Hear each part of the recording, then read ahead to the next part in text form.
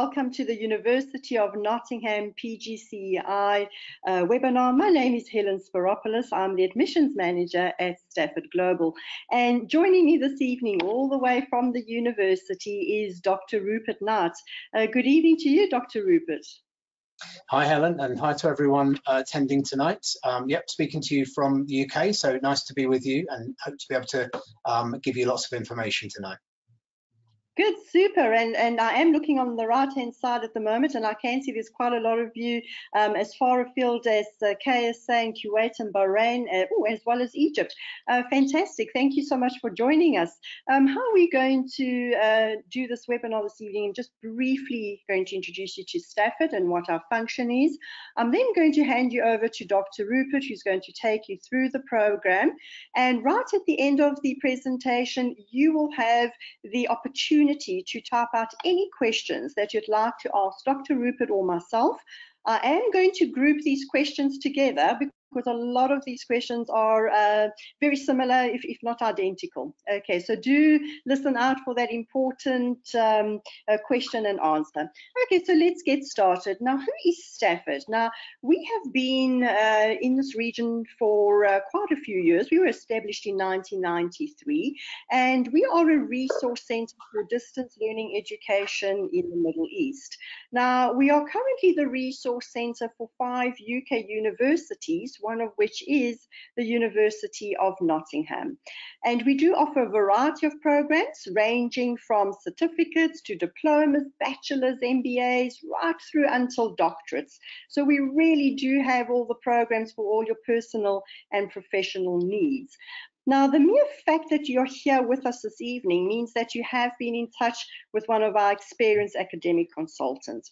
And our function here is to ensure that we get you into this program. So we make sure that all your documents are correct. We send it to the university and get that very important unconditional offer for you. We also do offer some administrative support as well as some academic guidance. Okay, so I'm now going to hand you over to Dr. Rupert, who's going to take you through the program, and I will then join you towards the end of the webinar. Over to you. Okay, thank you very much, Helen. Okay, so I'm going to talk to you about the University of Nottingham and the School of Education just briefly to give you some context. And then, of course, I'll talk more about the PGCEi course itself. We'll look at what it is not, what it's aiming to do, how it works, how it's structured, and then finally some of the details about how to apply and get yourself towards being on this course. And as Helen mentioned before, at the end we'll go to some questions and answers, and if there's anything not covered, I hope we can help and give you that information. So University of Nottingham, in general, you may know of the University of Nottingham. It's a very highly ranked university internationally and is well known internationally. It's part of what we call in the UK the Russell Group of sort of elite research-oriented universities here. So it has a really good reputation. So that name is a name that will be known if you have that on your certificate. It's a very international university. We have a lot of international students who come and study here. We have this huge international program we're talking about tonight within education. And we also have campuses overseas, currently in China and Malaysia as well.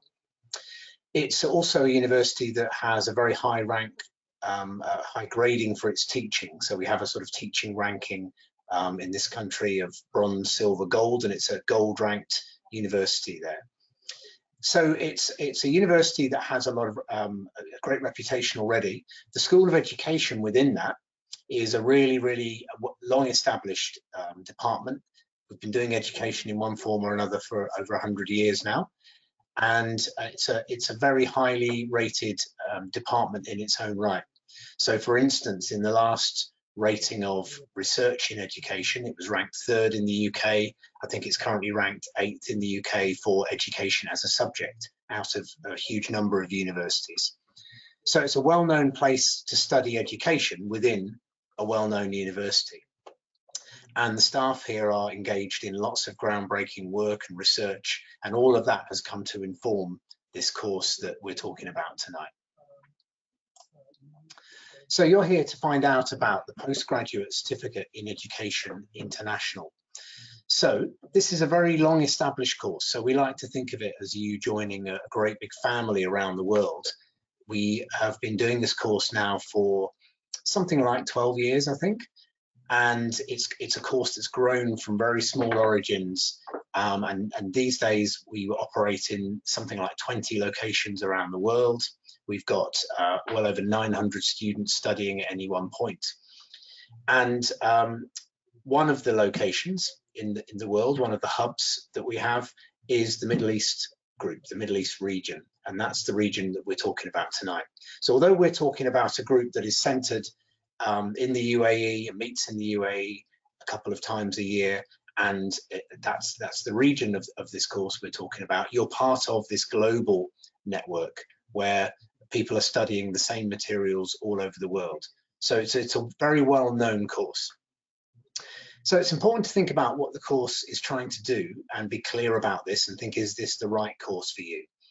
So this is, as it says here, a master's level course. It's a program of academic study. So one thing to be really clear about is this is not a program that gives you a license to teach or qualified teacher status or anything of that kind. So it's a program that is about the academic aspects of learning about education at master's level. It certainly has relevance for your practice. You will be thinking about your practice or your future practice as an educator. You'll be relating all of your assignments to your particular context. There will be things you learn about that you can immediately apply in your practice, but you won't be observed and you won't be assessed in a school or in your workplace. So it's not a practical teaching qualification and it's not a license to teach.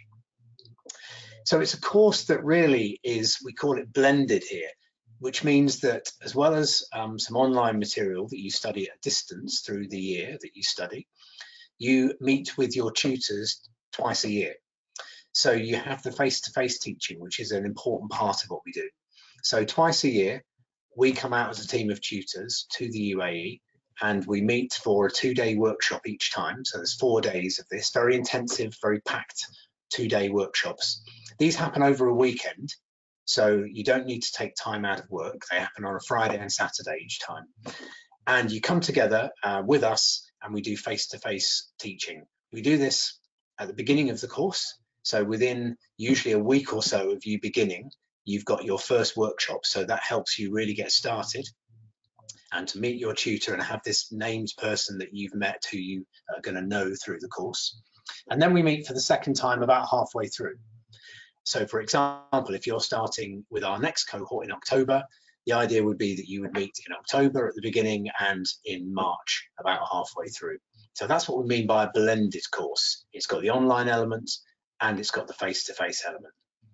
Those face-to-face meetings are, as I said, an important part of the course. They're a compulsory part of the course as well. Of course, as we sit here and talk right now, we've got a strange situation in the world where in most parts of the world, or many parts of the world, we can't get together in big gatherings right now. So if there was an exceptional situation such as we have right now, then of course we have to work in a different way. So just to be reassured that although the face-to-face meetings are a compulsory part of the course, if there is something that's exceptional and unavoidable, such as the situation right now in the world, then of course we work in different ways and we don't prevent you from progressing on the course in that scenario. What we do at those face-to-face meetings that makes them so powerful though, is as well as you meeting a tutor and knowing that person, you also get to meet your fellow students. So you would be in a group of up to 20 students with this particular tutor within the bigger cohort, and you'll be put in a group with people who teach in a whole range of settings. So different types of school, different age groups, different countries within the region. And it's a really valuable opportunity to network and to learn from each other and to get out of that kind of bubble that we often find ourselves in as educators. So part of it is the coming together of you and these fellow professionals. Of course, it's also about the content, and it's about us helping you to get going with the course on the first workshop, helping you to progress further with the second workshop. So giving you guidance, but going beyond that, because we don't just want to make the workshops about instructions and information. We do a lot of activities, a lot of group-based activities that focus on you dealing with some of the big and interesting questions that we want to encounter on the course. So you go away, I hope, and I'm sure, with your head spinning and full of new thoughts and questioning things. And in a sense, that is what the course is about, and that is what the benefit of the course is. Studying at master's level like this, whether you're an established educator, already a teacher, or perhaps you're a learning support assistant or teaching assistant, or perhaps you have some other role in education, or perhaps you're just volunteering in education with a view to moving into this field. What it will do is cause you to see your practice in a different light. It will cause you to encounter a lot of different perspectives, a lot of new and challenging ideas that not only help your practice, but will change your thinking and shift your thinking. And always when we talk about these things, you know, I relate from my personal experience. My background originally was as a teacher in school, and I studied master's level. I did an MA in education while I was working in school. And that really, really changed my practice. Although it wasn't about anyone observing me in the classroom, I really thought differently about what I did, and it challenged some of my assumptions, and it moved my practice on enormously.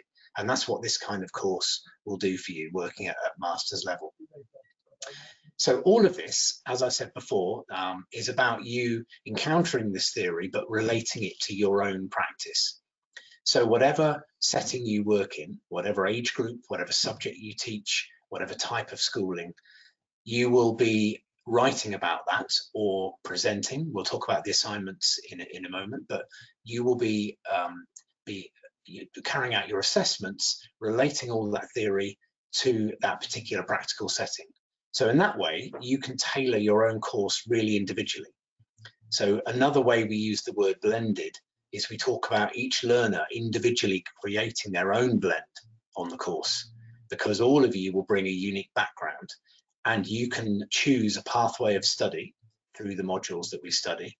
You can choose particular bits of those modules to study that relate to your interest and what's relevant for you. And then you can write around that relating to your own practice, so that your course is in some ways unique and tailored to you. So I talked just now about the modules. So the structure of the course is it's a one-year course, and it consists of 3 modules. So the modules are equally weighted, 20 credits each. So you have 60 credits at the end, of course. And all of those modules are sort of equal size. You can think of almost the year divided into thirds. And although they're compulsory, they allow you that personalization of choice within the modules. So each module is broken into different units of study, and each unit has different focus points within it. So you can choose different units that relate to things you want to study. And of course, you access all of the units and all of the material, but your study pathway is determined by you to a great extent. So the 3 modules here, you can see on the second part of the slide here, are taking you on a journey. And the journey is a logical journey, which takes you in module 1 from thinking about educational aims and values. So asking the basic question, what is education for? Is education about educating a workforce for a country? That's one way you could look at it, I guess. Or is education about passing on knowledge in a society, essential knowledge from one generation to the next? That's another way of looking at it. Is education about developing a whole person, looking at education holistically, thinking of it in a student-centered way, coming from a student's own interests? So you can see there straight away 3 different ways that we could think about what education is for. And all of you will work in educational settings or have experience in settings which are maybe geared to one of those more than another. So we start to question what education is for, what education is trying to achieve. And we do that in a distinctly international context. So one of the real strengths of this course is the materials are specifically about teaching in an international context, and especially geared towards the majority of our students who are working in an international school context. So the materials are not drawn only from the UK, thinking of the University of Nottingham being in this country. They relate to perspectives from all over the world and all different cultures. So having thought about what education is for in Module 1, Module 2 is about how do we then go about that. So we look at theories of learning and we look at theories of teaching. So we think about how students learn, lots of different perspectives on that, and lots of different aspects of teaching, thinking about working with, for instance, students with special educational needs, thinking about how we might bring collaboration or group work into our practice, thinking about learners who have additional languages, behavior, all sorts of things that teachers work with day to day. And finally, the third module is asking the question, if we have taught something to these learners, how can we be sure they've really understood it? So the final module is about student understanding of concepts, and it specifically does this by getting you to do your own inquiry. So we set you up for the future with the skills, with the tools to be a researcher, someone who researches your own practice. And so you do a little inquiry or research project into your own practice, finding out something about what your students know about and what they've understood. Each of those modules has, it says here, a 4,000 word assignment, but another strength of the course is that you don't have to do a written assignment each time. So in every module, you have different options. You can either choose to do a written assignment, which might be in the form of a sort of traditional essay type assignment, or you can do something equivalent, which is a spoken assignment. And we give you lots of guidance about this, but it involves in some way usually filming something, perhaps filming something in a classroom, producing a voiceover, producing a presentation of some kind. So there are different modes of assessment.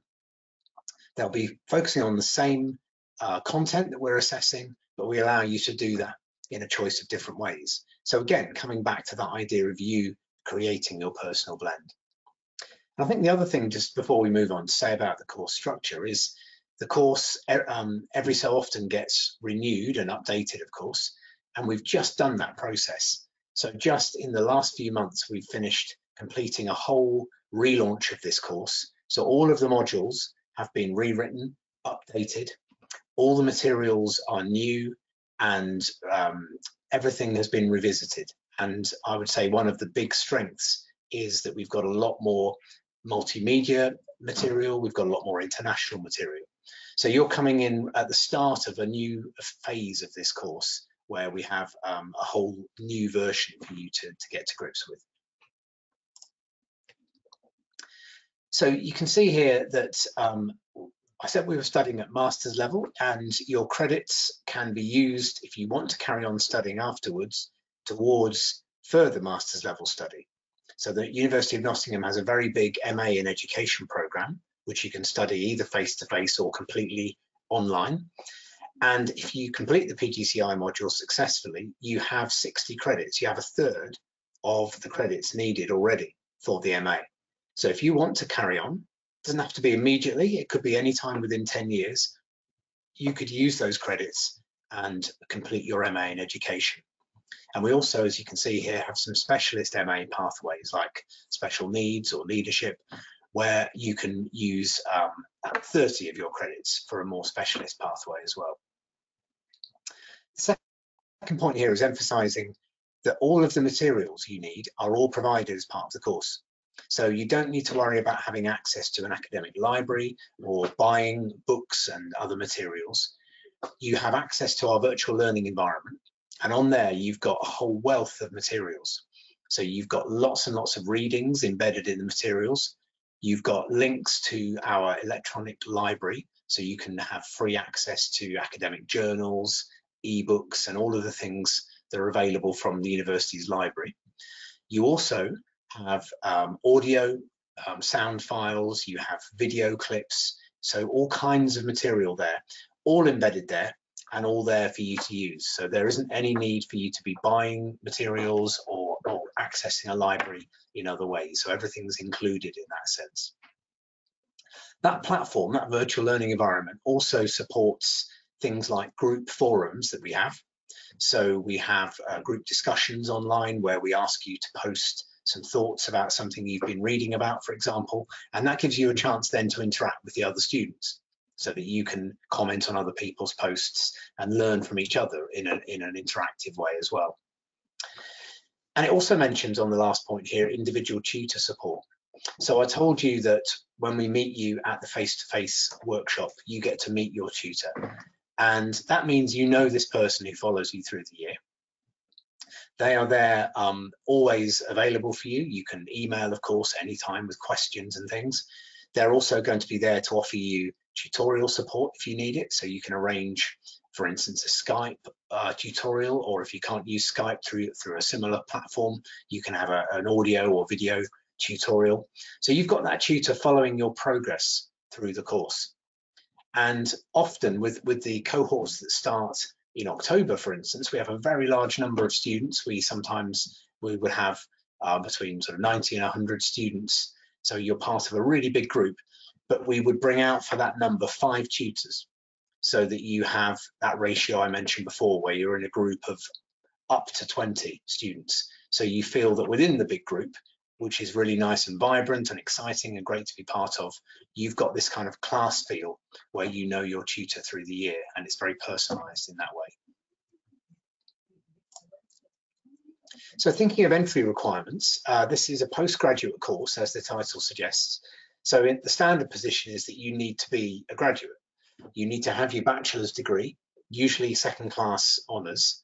So that would be the standard sort of entry requirement.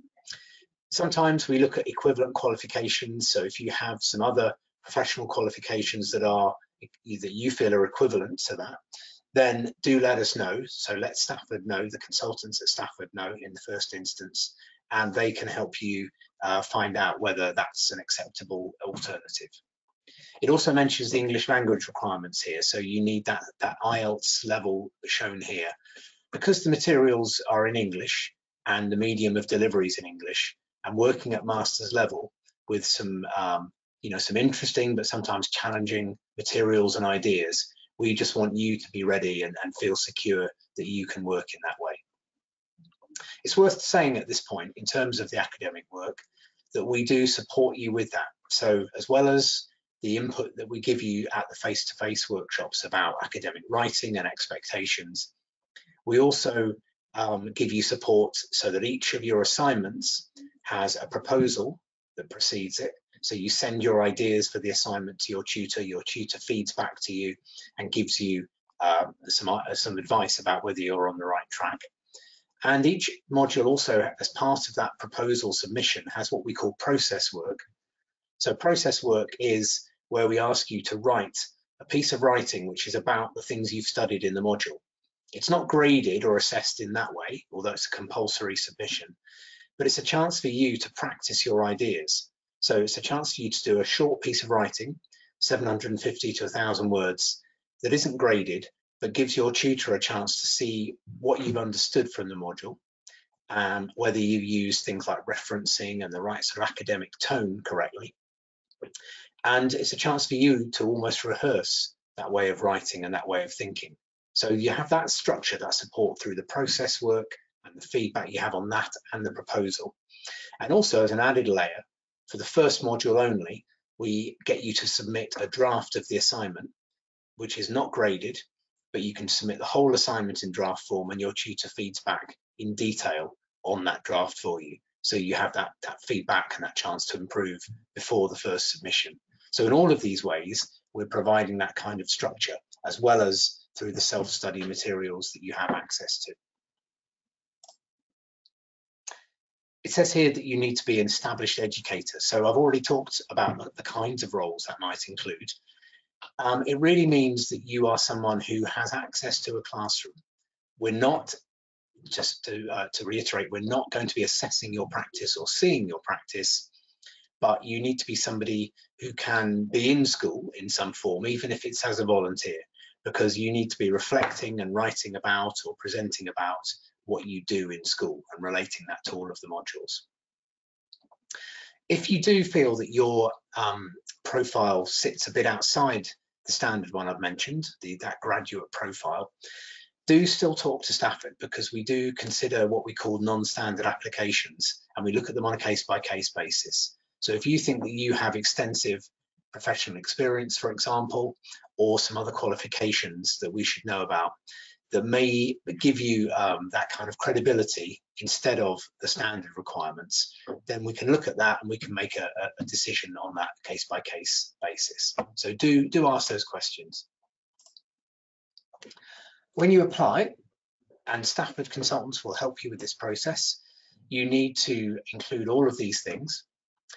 It's important to provide a reference, so thinking of someone who can be a referee for you and can talk about your aptitude in education, but also your readiness for academic study and managing a workload and all of those kind of aspects. And then it asks you for a brief personal statement. So the personal statement is the place to demonstrate your motivation for wanting to do this. What do you hope to get out of it? What's your professional background? And as well as what you can bring from the world of education, many of our students are people who are embarking on a second career. So you may have transferable skills from another aspect of your life, communication, time management, and so on. So to make sure that we know about all of those things as well. So you can see here that our next intake is in October, and we'll be starting on the 1st of October. We have this limit on places, so do get your applications in as soon as you can. We have a deadline about a month before the cohort begins usually, but we really want you to get your application in as soon as you can so that you don't miss out, because those places are strictly limited, so that we keep that ratio. And so that you can think ahead, you've got some details here about the dates of the workshops. So the first workshop would be right at the beginning of October. So just literally the day after you begin on the course, we'd be meeting you and giving you that induction. And then a second workshop, as I explained before, would be about halfway through in March. In terms of fees, you can see some figures there, but again, that's something that Stafford Global will handle, and you can talk to them and ask them about the financial side of things. So we've gone through a lot of the basic information, but it's time now for any questions that you have, and Helen said that she would help out and group these questions together. So we'll see what you need to know. Okay, fantastic. Thank you very much, Dr. Rupert. It was very, very informative and covered most of the aspects anyway. So, okay, I'm just looking through these questions, and a lot of them, as I said, are very, very similar. Very important question from a lot of the students. Will the certificate state blended or online? No, so it doesn't say that. So I know in some regions that's an important point, that there's some issues sometimes with distance learning or online learning and those kind of statements. So your certificate doesn't state that mode of learning. Okay, and would you know if these 60 credits can be transferred to any other university to continue a master's degree? It may do in theory. It depends on each individual university. So most universities have a procedure.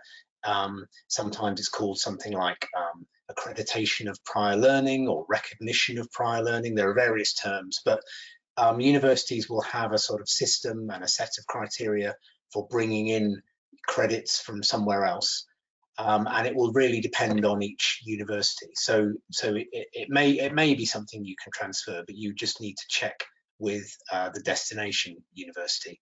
But as I said, if you did want to pursue that through University of Nottingham, you can do that as a fully online course. So if you're thinking, well, maybe I'll be moving somewhere else in the world and I don't know where I'll be, you could always be studying with us if you wanted to do that online.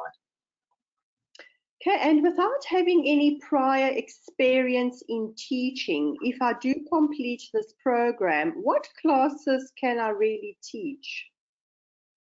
So to reiterate that this is not going to give you that teaching qualification necessarily. In different regions of the world and different countries and different states within countries, tend to have a whole range of different requirements for what counts as being a qualified teacher.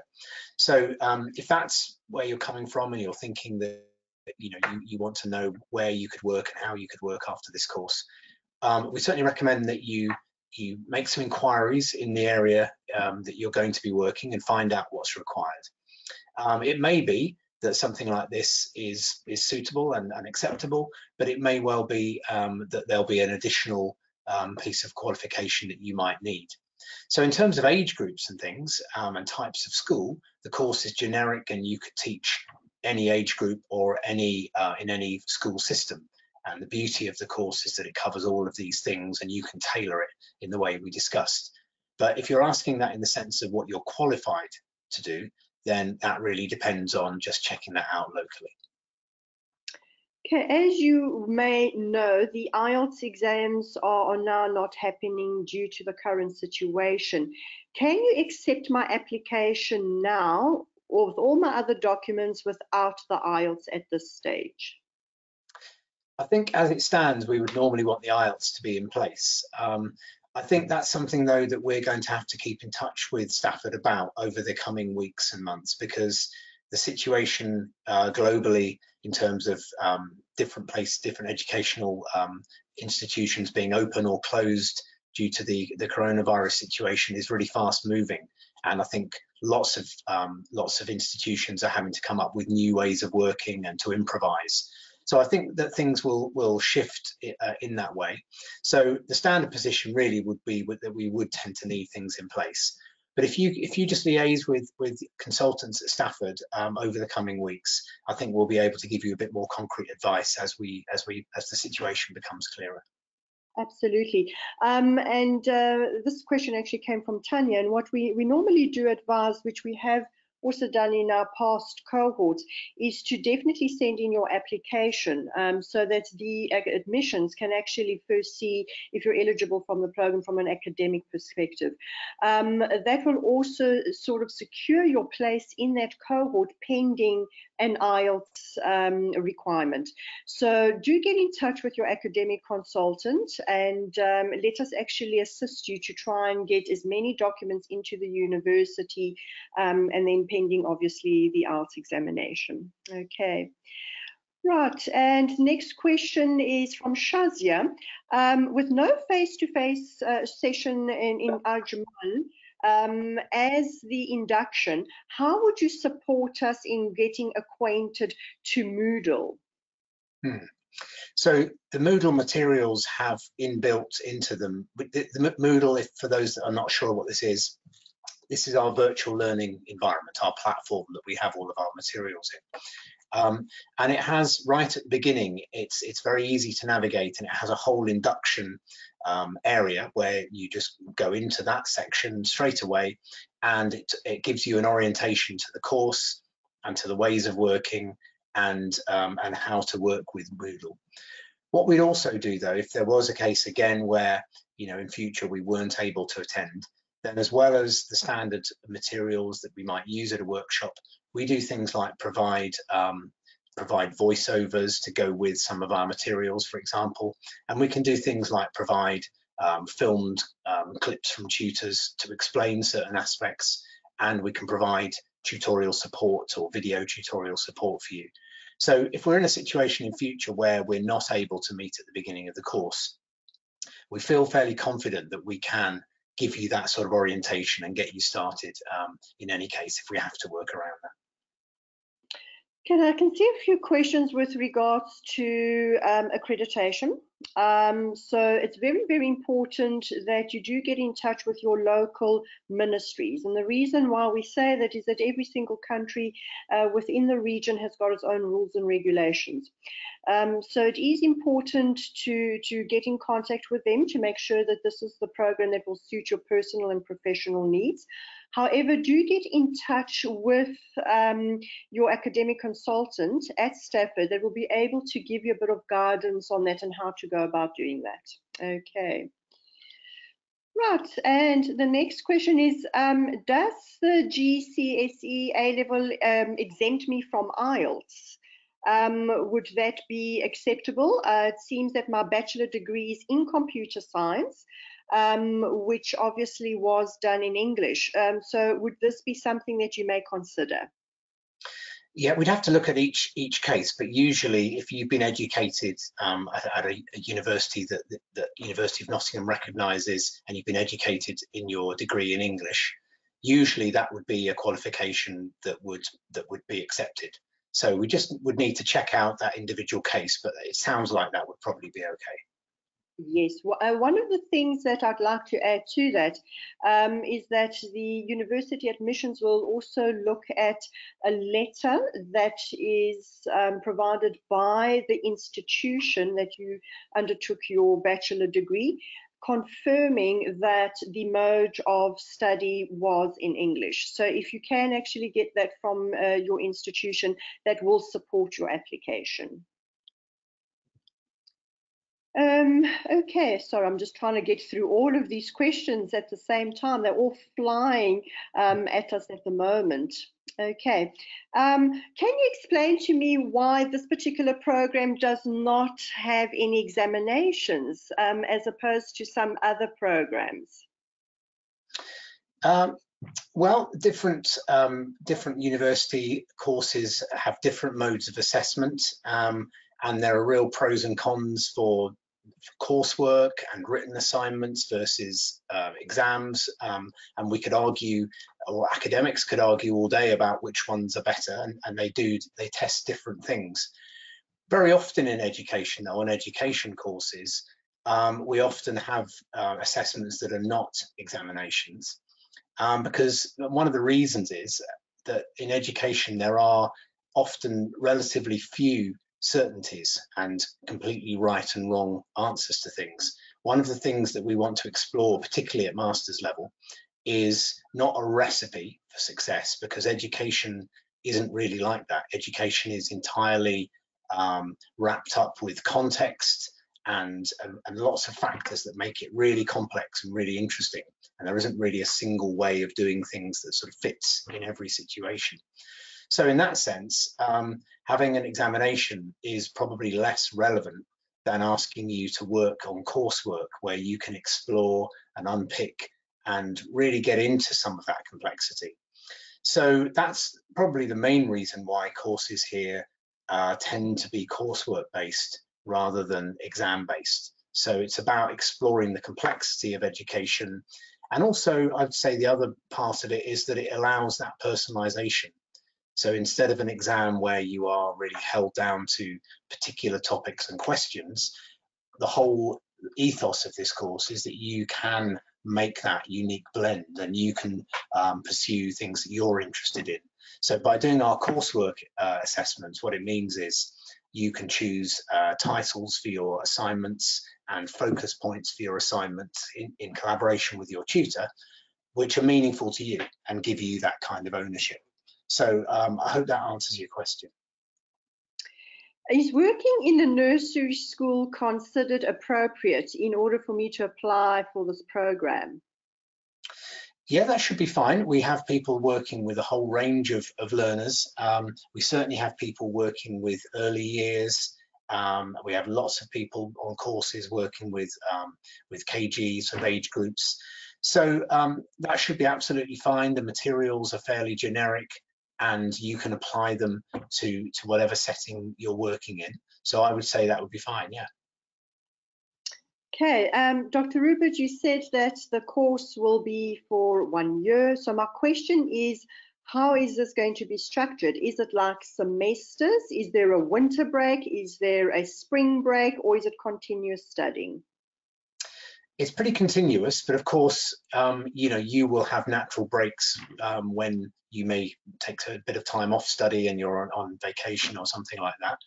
The course, if you think about the October course, that really runs from October through to sort of end of July would be the last bit of submission you would do.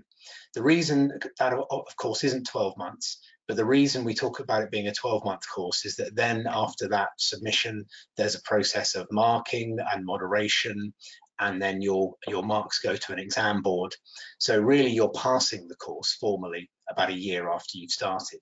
The actual period of study is probably more like about 10 months. And within that time, it is split broadly into thirds, but we probably allow a little bit longer in the first module, partly because that has an extra stage where you get to produce a draft assignment and we give you feedback on that. So we allow a bit of extra time for that. Also on the cohort that starts in October, because I should have mentioned we have cohorts starting in October and March each year, so you can start at 2 different times. But for the next cohort starting in October, the first module is going to go across what for many people may be a winter or Christmas break, and therefore we build in some time there. So it is a continuous course. The modules run one after the other, equally weighted, but you will have breaks within that at times that fit in with your holidays. Okay, and I do have a professional qualification in education. As a matter of fact, I might have a few more, but no actual bachelor degree. Is this something that is acceptable as entry to the program? Yeah, it may well be. And that's one of those cases where we'd say this is perhaps a non-standard application. But if you think you can make a case in this way with alternative qualifications and experiences, then I would definitely suggest talking to your Stafford consultant, and they will give you probably a fairly good indication based on prior experience with other students. And then if necessary, they can put that through to the admissions team at the university, who can look at that as an individual case. So I can't answer that conclusively, but I would say definitely come along and ask about that. Absolutely, and Dr. Rupert is quite correct. We do look at individual cases. What I would suggest is to ensure that your CV is very strong and updated with all your working experience, and ensure that you do send all your professional qualifications to your academic consultant, so that we can give you quite a good, useful information on how to actually apply for the program. And I think just one thing I would add to that, Helen, actually, is if your application is a non-standard one, then you can make even more use of your reference. Perhaps, for instance, if what you haven't got is that bachelor's degree, then I think when we look at your case, if you have a reference that is really talking about your readiness for academic study, that's going to give us confidence that that missing thing is something that isn't going to be an issue. So whatever the thing is that makes your application non-standard, if you can emphasize in your personal statement and through the reference, through your choice of referee and what they say, if you can try and emphasize how you compensate for those things, then I would really push you to emphasize those points in particular. Absolutely. Good point there, Dr. Rupert. Excellent. Would this be helpful for music teaching? I prefer to do music teaching at the moment, or does it only focus on certain core subjects? Well, this is suitable for any subject.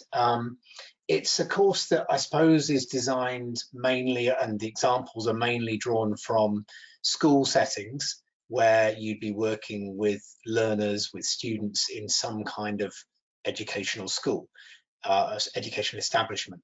So if you were a music teacher who did, for example, just individual tuition at somebody's house, then I think probably it is less relevant in that sense. But if you mean that you're a music teacher within a school setting, then yes, it would be equally valid, and definitely would be something relevant for you.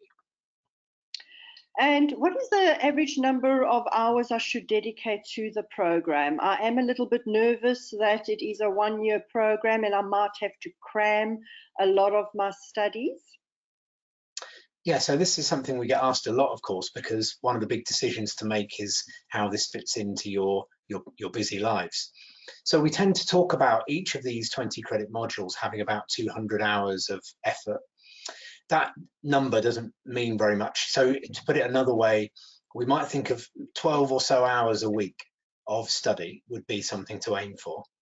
So some people would spread out some work, doing a little bit each night and spread that over the week. Other people perhaps would leave it all to a weekend day and have a full day of working at the weekend and do it all in one go. So you can work in lots of different ways, but that probably gives you a rough indication. What I can say as well, though, is that the workload issue is often one people worry about, with good reason, of course. But every year we have people who are working full time, and they manage to work around this and to fit this in. We have people with families, with children to look after, who manage to do this as well.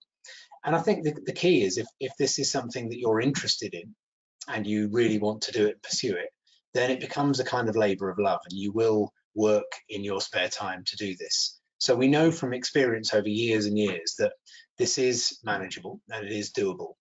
I think the other thing to add to that is that if there are exceptional circumstances in your life where something changes in your life, and for some reason you can't engage with the course for a while, there is an option to pause your studies and to interrupt those studies with no penalty, and just pick it up again, a few weeks, a few months, even a year later if you need to. So that's never going to be somebody's plan A, but if you do have something where circumstances get the better of you and you need to adapt, we can be flexible in that way as well. Excellent. And will I be able to teach in the UK specifically after I complete this particular qualification? Well, again, this doesn't give you qualified teacher status, which is the qualification in England. So it doesn't open that door to you automatically.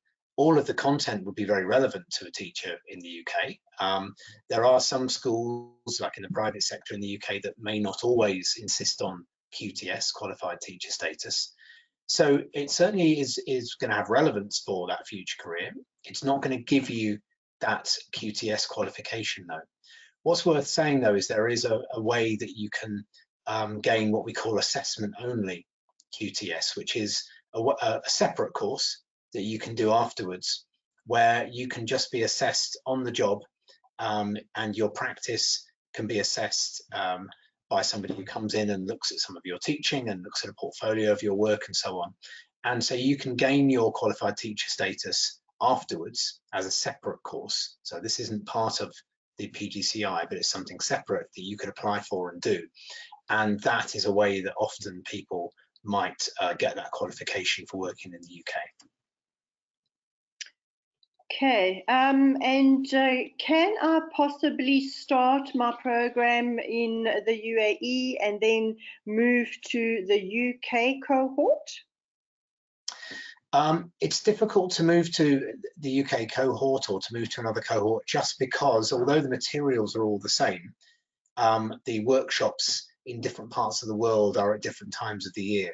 So in some countries, rather than 2 workshops, they have all of their input at once at the beginning.